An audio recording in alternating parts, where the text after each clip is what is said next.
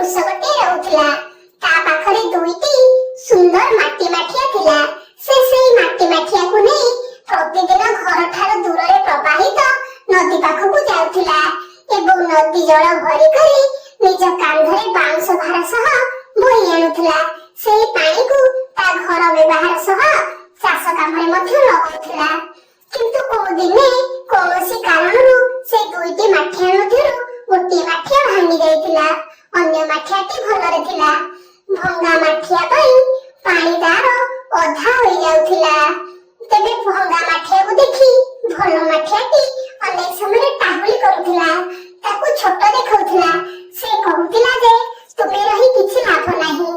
ଦେଖ, ମୁଁ ସମ୍ପୂର୍ଣ୍ଣ ଭାବରେ କୃଷକର କାମରେ ଲାଗି ପାରୁଛି, କିନ୍ତୁ ତୁମେ କୃଷକ ପାଇଁ ଏବେ ବୋଝ ପଡ଼ି ହୋଇଛ। ସେ ତୁମକୁ ଦୟା କରି ରଖିଛନ୍ତି। ତୁମେ ଆସିଲା ବେଳକୁ ଅଧା ପାଣି ଖାଲି ହେଇଯାଉଛି। ଏହା ଶୁଣି ଭଙ୍ଗା ମାଠିଆଟି ମନ ଦୁଃଖ କରିଥିଲା। ସେ ଦିନେ କୃଷକକୁ ତାକୁ ବଦଳାଇବା ପାଇଁ କହିଥିଲା। କୃଷକକୁ କହିଥିଲା, ମୁଁ ତୁମର କୌଣସି କାମରେ ଆସିପାରୁନାହିଁ, ସେଥିପାଇଁ ମତେ କ୍ଷମା କର। ତୁମେ ମୋ ଜାଗାରେ ଗୋଟିଏ ଭଲ ମାଠିଆଟି ଆଣ।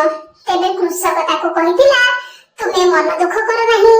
ଆଜି ଆମେ ନଦୀରୁ ଫେରିବା ବାଟରେ ତୁମେ ରାସ୍ତା କଡ଼କୁ ଦେଖିବ। ରାସ୍ତା କଡ଼ରେ କେଡ଼େ ସୁନ୍ଦର ଫୁଲ ହୋଇଛି। ତାକୁ ଦେଖିଲା ପରେ ତୁମ ମନ ନିଶ୍ଚିତ ଖୁସି ହୋଇଯିବ। ତୁମ ହୃଦୟକୁ ଶାନ୍ତି ମିଳିବ।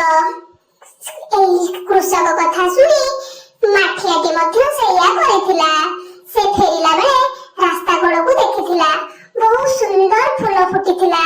ରଙ୍ଗ ବିରଙ୍ଗ ସୁନ୍ଦର ଫୁଲ ଦେଖି ତା ମନ ଖୁସି ହେଇଯାଇଥିଲା। କିନ୍ତୁ ଯେତେବେଳେ ସେମାନେ ପୁଣି ଘରେ ପହଞ୍ଚିଥିଲେ, ତାର କୋଣା ଲାଗି ମାଠିଆରେ ଅଧା ପାଣି ହେବାରୁ ସେ ମନ ଦୁଃଖ କରିଥିଲା। ସେ କୃଷକକୁ କହିଥିଲା, କୃଷକ ଭାଇ, ତୁମେ ମତେ ଏବେ ନିଶ୍ଚିତ ଭାବରେ ବଦଳାଇ ଦିଅ। ମୋ ଲାଗି ତୁମ ପରିଶ୍ରମ ବୃଥା ଯାଉଛି। ଦେଖ, ଆଜି ବି ମଧ୍ୟ ମୁଁ ଅଧା ପାଣି ହେଇଯାଇଛି। କୃଷକ ତାକୁ କହିଲା, ତୁମେ ନିଜକୁ କାହିଁକି ଦୁର୍ବଳ ଭାବୁଛ? ସେଇ ରାସ୍ତା କଡ଼ରେ ଯେଉଁ ଫୁଲ ଗୁଡ଼ିକ ଦେଖିଲା, ସେଇ ଫୁଲ ଗୁଡ଼ିକ ତୁମ କାରଣରୁ ହିଁ ହୋଇଛି। ତୁମେ କଣ ଭାବୁଛ ମୁଁ ଜାଣି ନାହିଁ ଯେ ତୁମେ ଗୋଟିଏ ଜାଗାରୁ କଣା ହୋଇଯାଇଛ ବୋଲି? ମୁଁ ଜାଣିଛି ତୁମେ ଗୋଟିଏ ଜାଗାରୁ କଣା ହେଇଯାଇଛ। ତେଣୁକରି ମୁଁ ସେଇ ରାସ୍ତାରେ କିଛି ଗଛ ଆଉ କିଛି ଫୁଲ ମଞ୍ଜି ବୁଣିଥିଲି। ତୁମର ସେଇ କୋଣା ଦେଇ ସେଇ ଫୁଲ ଗଛ ଗୁଡ଼ିକୁ ପାଣି ମିଳିବା ସହ ଏବେ ସେଥିରେ ସୁନ୍ଦର ସୁନ୍ଦର ଫୁଲ ହେଇଛି। ସେଇ ଫୁଲକୁ ବଜାରରେ ବିକି ମୁଁ ଭଲ 2 ପଇସା ରୋଜଗାର କରୁଛି। ତେଣୁ ନିଜକୁ କେବେ ଦୁର୍ବଳ ମନେ କରିବା କଥା ନୁହେଁ। ଏବେ କୃଷକର କଥା ଶୁଣି ନିଜର ଭୁଲ ବୁଝି ପାରିଥିଲା ଭଲ ମାଠିଆଟି ଏବଂ କଣା ମାଠିଆକୁ କ୍ଷମା ମାଗିଥିଲା।